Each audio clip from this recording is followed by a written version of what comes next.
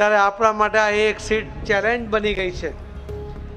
12માં નહીં જીત્યા, 17માં નહીં જીત્યા, 22માં પણ નહીં જીત્યા, પણ હવે આ એક વધારાનો મોકો એ આપ સૌને મળી રહ્યો છે।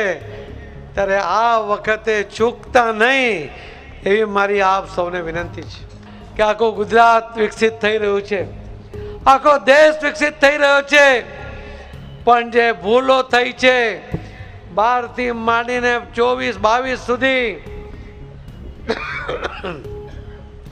એના કારણે વિસાવદર અને ભેસાણનો જે રીતે વિકાસ થવો જોઈએ એ થયો નથી। ત્યાંનો યુવાન નિરાશ છે, ત્યાંનો કિસાન નિરાશ છે, ત્યાંની બહેનો નિરાશ છે। એમને એમના ઉજ્જવળ ભવિષ્યની રાહ જોઈને બેઠા છે કે ભારતીય જનતા પાર્ટી આખા દેશનો ને ગુજરાતનો વિકાસ કરે છે, વિસાવદરનો કેમ થતો નથી।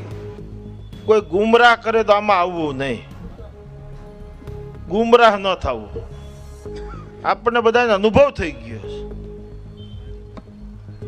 ખેડૂ 3-4 મહિનાથી કોઈક લાગી જ ગયા છે। અરે પગના તળિયા ઘા ગયા ખેડૂ હાટું, તોય અમે નથી કહેતા ને અમે પણ તમારા કામ કર્યા, અમારો અધિકાર છે।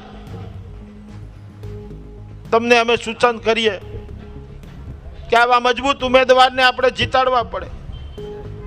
ક્યાં સુધી આપણે વિપક્ષમાં રહેવું? સત્તા ભેગા હોય તો વિકાસના કામ થાય, આપ સૌ જાણો છો। એટલે અમે બધાએ નક્કી કર્યું કોઈ પણ સંજોગે આપણે આ સીટ જીતવી છે। 19મી તારીખે કદાચ ગામડે ફોન કરવા પડે તો કરી દેજો। ભારતીય જનતા પાર્ટીના ઉમેદવાર કિરીટભાઈ પટેલને જંગી લીડથી જીતાડી દો। આ વિસાવદર વિધાનસભાની અંદર અમુક લોકો દ્વારા, અમુક ઉમેદવાર દ્વારા જે પ્રમાણેનો અત્યારે માહોલ બગાડવાની અંદર આવી રહ્યો છે, તમે સૌ સોશિયલ મીડિયાના માધ્યમથી અને કાયમી માટે જોતા હશો તમે।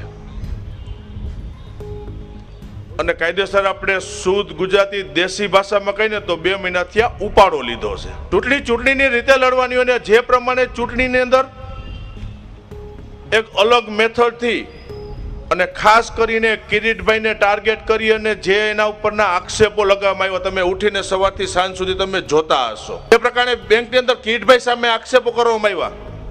મેં આખું જોયું, જે કઈ ભેસાણ તાલુકાની 3 મંડળી હોય, વિસાવદર તાલુકાની કે જ્યાં ખેડૂતો એમાંથી ધિરાણ ઉપાડે છે, આ 3 થી 4 મંડળીની અંદર ગોટાળા થયા 2012ની સાલના છે।